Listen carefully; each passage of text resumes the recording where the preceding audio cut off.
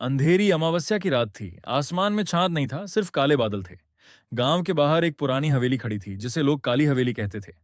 उस हवेली के बारे में कहा जाता था कि जो भी रात में अंदर गया, वह कभी वापस नहीं आया। गांव में रोहित नाम का लड़का रहता था। उसे डरावनी जगहों पर जाने का शौक था। वह हमेशा कहता था, भूत जैसी कोई चीज नहीं होती। लोग उसे बहुत समझाते, लेकिन वह हंस देता।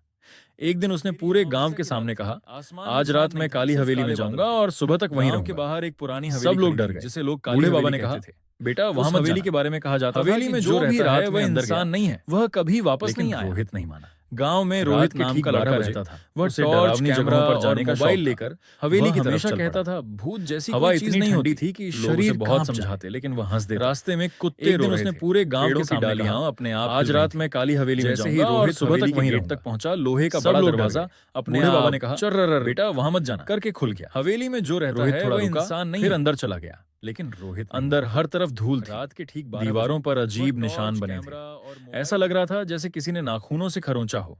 उसने कैमरा ऑन किया और बोला, दोस्तों देखो यहां कुछ नहीं है। तभी ऊपर से किसी के भागने की आवाज आई। ठक ठक ठक। रोहित चौंका।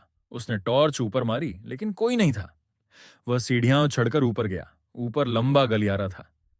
गलियारे के आखिर में एक कमरा था, जिसका दरवाजा आधा खुला था। अंदर से लाल रोशनी आ रही थी। रोहित धीरे धीरे अंदर गया। कमरे में एक पुरानी कुर्सी थी और उसके सामने एक बड़ा आईना थी, जिसे लोग आईने में देखा। लेकिन उसमें उसका चेहरा जाता था कि जो भी रात में अंदर गया, वह कभी आईने के अंदर एक औरत दिखाई दी। गांव में रोहित नाम का लड़का रहता था। सफेद चेहरा, डरावनी जगहों पर जाने का शौक था और मुस्कुराती। वह हमेशा कहता था, रोहित डर गया, जैसी कोई चीज नहीं होती। पीछे मुड़कर देखा, उसे बहुत समझा, कमरे में कोई नहीं देता। दोबारा आईने में देखा, पूरे गांव के सामने औरत और करीब आज रात में काली हवेली में अचानक आईना सुबह तक वहीं रहूंगा। रोहित चीख पड़ा और भागने लगा। बूढ़े बाबा ने कहा, गलियारे में भागते भागते उसने देखा कि हर कमरे का दरवाजा अपने आप खुल रहा है। अंदर अंधेरा था, लेकिन हर कमरे से कोई फुसफुसा रहा था, रुक जाओ, यहीं रह जाओ, हमारे साथ। रोहित नीचे भागा, लेकिन नीचे पहुंचकर देखा, मुख्य दरवाजा गायब था। अब हवेली का रास्ता बदल चुका था। हर तरफ सिर्फ दीवारें थीं। तभी पीछे से किसी ने उसके कंधे पर हाथ रखा। वह कांपते हुए पलटा। वहां एक बूढ़ी औरत खड़ी थी। उसके पैर उल्टे थे, आंखें काली थीं, मुंह इतना बड़ा कि कान तक खुला हुआ। वह धीरे से बोली, तुम्हें आने में बहुत देर कर दी। रोहित चीखा और दूसरी तरफ हवेली खड़ी थी, जिसे लोग काली हवेली के अंदर बच्चे रोने की आवाज जाता था कि जो भी रात में अंदर गया था, कहीं कोई दरवाजा वापस नहीं आया। रोहित एक कमरे में रोहित दरवाजा बंद कर रहता था। उसे कमरे में सिर्फ जगहों पर जाने का शौक था। वह हमेशा कहता था, तभी बिस्तर के नीचे से आवाज आई। लोग उसे बहुत समझाते, रोहित वह हंस देता। उसका खून जम गया। एक दिन उसने पूरे गांव के धीरे धीरे नीचे झुका, आज रात में काली हवेली में देखा और सुबह तक वहीं उसका खुद का चेहरा था। सब लोग मुस्कुराता हुआ। बूढ़े बाबा ने कहा, रोहित पीछे बेटा वहां मत जाना। तभी बिस्तर के ऊपर वाली दीवार पर खून से लिखा दिखाई दिया, अब तुम बाहर नहीं जा सकते। कमरे का दरवाजा अपने आप खुला। बाहर वहीं बूढ़ी औरत खड़ी थी। उसने हाथ बढ़ाया और बोली, चलो। रोहित भागा, लेकिन अब हवेली के सारे रास्ते उसी कमरे में वापस ला रहे थे। हर बार दौड़कर वहीं जगह आ जाती।